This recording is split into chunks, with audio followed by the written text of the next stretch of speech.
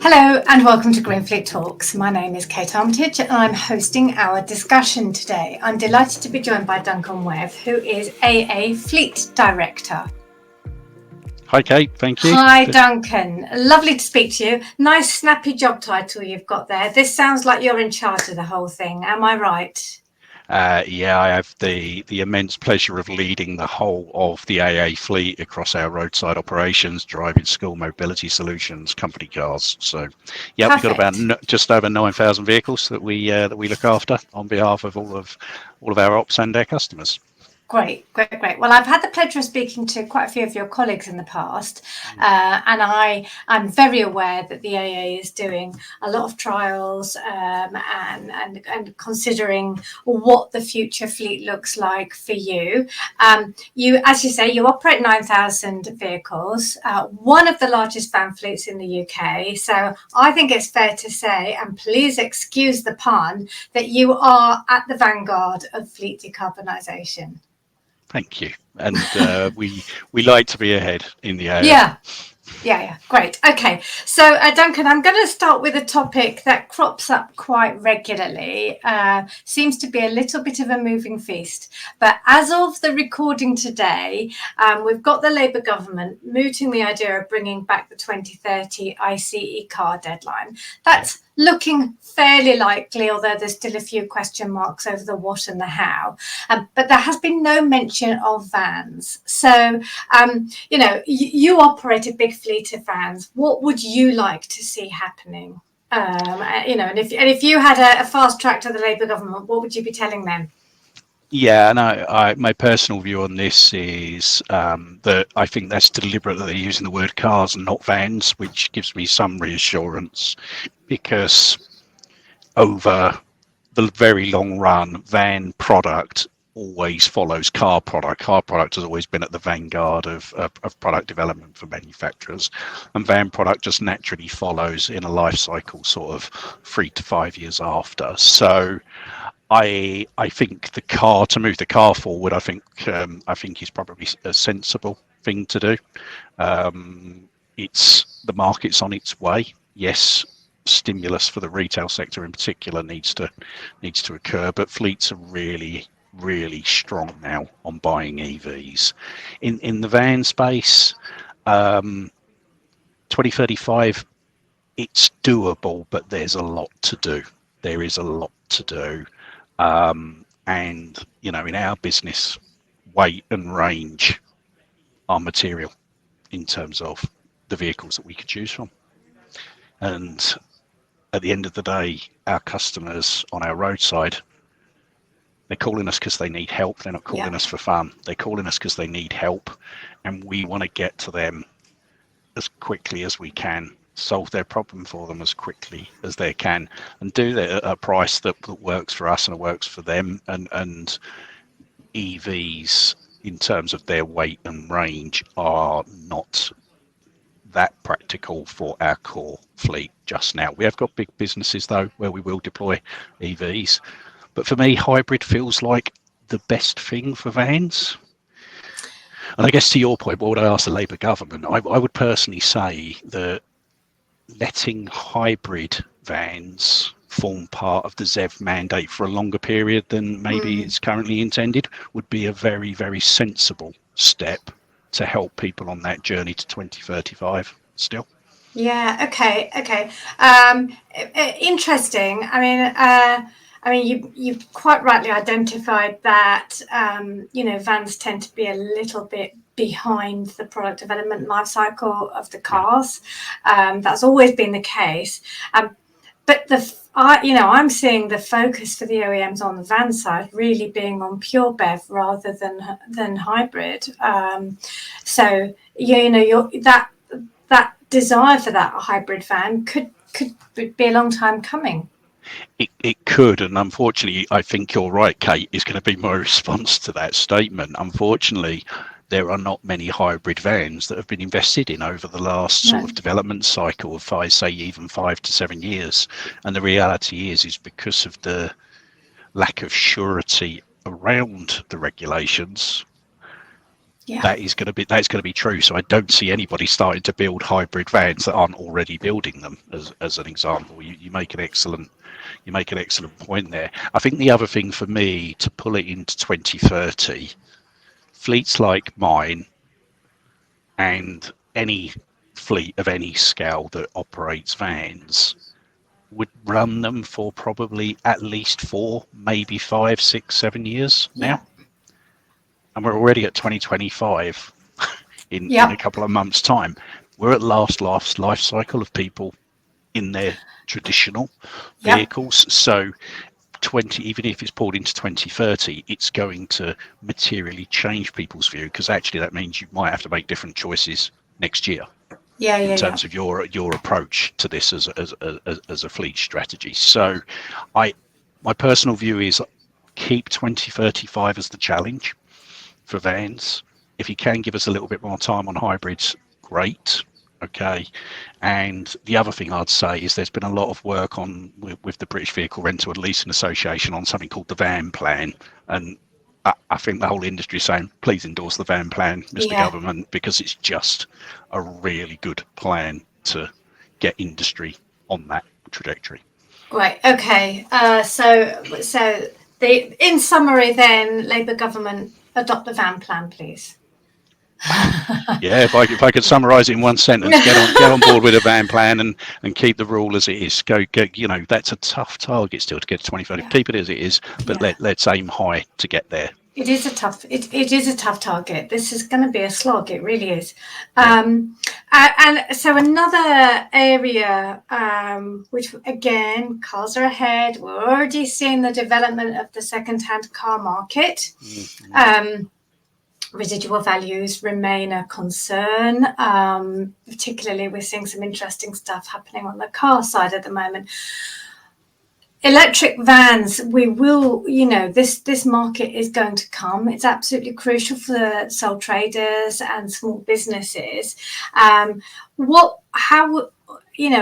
and how do you see that market emerging, and what can we do to get ready for it? So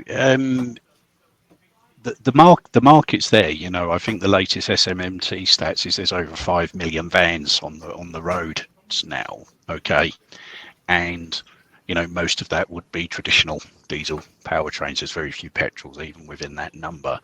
But as we've seen with cars, the van second-hand market is going to need stimulus in some way. And I genuinely think to not address that now is going to give everybody a major business headache in 2 to 3 years' time when the volumes start falling into that market. So it's almost like, what fiscal measures could the government add to help stimulate that second-hand market? Yeah, and what market incentives can the market come up with to help stimulate that? And I think there is some really stuff that could be considered from a fiscal perspective. Okay, some ideas would be maybe give a better break on VAT on a second-hand van purchased by a company, some sort of voucher scheme to give free energy, to give free mobility as part of that. Maybe extra capital allowances breaks for second-hand vehicles in some ways, because you get good capital allowance breaks for primary vehicles. So I think there's a few things that fiscally the market can do. Yeah, and in terms of the market itself, I think it can really develop second-hand lease products, if I could call it that. So at the moment, rather than it goes into a big fleet, it does 5 to 6 years life, it goes out to another person, stimulate the market with great second-hand lease products. And I would actually urge manufacturers maybe to consider more step in here as well. They're the ones who've got to comply with the targets, and they're the ones that ultimately get fined with the ZEV mandate on this. Yeah, they're not stepping in as a buyback. What we're not seeing is that they themselves want a piece of the second-hand market. Okay, yeah. They're almost like, my primary and only concern is the first-hand market. Yeah. Okay, yeah. And my view would be, if you can structure a way that manufacturers can help the second-hand market into the way that the ZEV works, it could actually stimulate second-hand market supply and actually create a vicious circle of success there. Yeah. Okay. I'm with you. So a bit like when you're leasing a vehicle from new, the leasing company is saying we'll take that vehicle back at the end. There's no risk on you. And on the van side, we need to see more of that in the first-hand market to smooth that second-hand market. Yeah, and I think it's manufacturers I'd like to see stepping into that space as well as lease codes to help with it. Definitely. Yeah. If you're an outright purchase business model, you need it to be the manufacturers. Great. Okay. Now you have a very diverse fleet, Duncan. We do. So we're not just talking about vans, we're talking about some much larger vehicles as well. Now it's very early days for these vehicles, but how do you see those HGV fleets reaching their net zero targets? Is the answer electric? So I don't think one solution's going to win out here. Okay, and I actually, in some ways, am more encouraged about the heavier end market's ability to do this than the van segment. I like to be positive on all fronts, but this one in particular, we ourselves have started that in the AA. We're very proud to operate 4 electric recovery trucks. Okay, we know they're the first in the UK. We think they might be the first in Europe and even the world. Okay, so we've had those on the fleet at least 3 months now.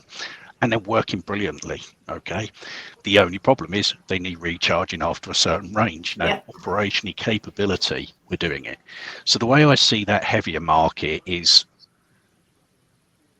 maybe follow European legislation more, which is each year the average CO2 of vehicles sold reduces. So rather than putting a blanket ban on, so much must be zero emission, why not follow the European, which is a progressive CO2 reduction program? Because that's what the manufacturers are doing anyway. Okay. I would absolutely encourage HVO infrastructure. So that's hydrotreated vegetable oil, diesel substitute. You will cut 90% of your CO2 emissions out by using hydrotreated vegetable oil, and the beauty is it can be tipped in a conventional diesel engine. So there is a quicker way to get there for these vehicles. Okay, you don't actually have to buy a new vehicle. You can use what you've got to get there. So I would absolutely look to see HVO almost being on pump as a sort of a strategy. In that UK market. The fact is EVs will have a big place, and the good thing about a truck is trucks are big things and they're built big. Therefore, you can afford to carry a lot of batteries on a truck and not necessarily have a weight restriction. So you can get over the range anxiety by, quite frankly, sticking more batteries on the back. And there becomes a curve where that doesn't become efficient enough to do, but you're more able to do that with a heavier fleet than you are with a van fleet. So I absolutely think in the sort of shorter, the 7.5 ton, 12 ton market area, you'll see EV becoming prevalent. In the haulage and tractor trailer combination, I genuinely think hydrogen will break through and either win out as a fuel cell or as a combustion engine derivative.